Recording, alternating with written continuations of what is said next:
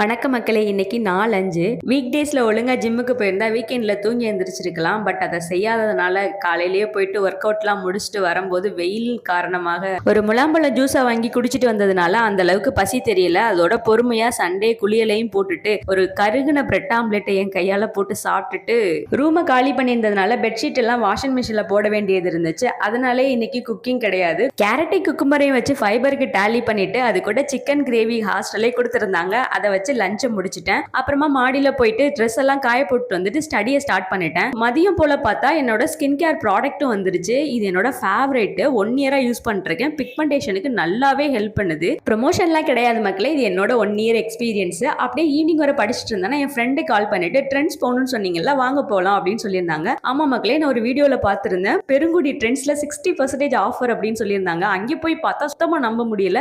858க்கு 3 tops கொடுத்துருந்தாங்க. Try பண்ணி பாத்துருங்க மக்களே.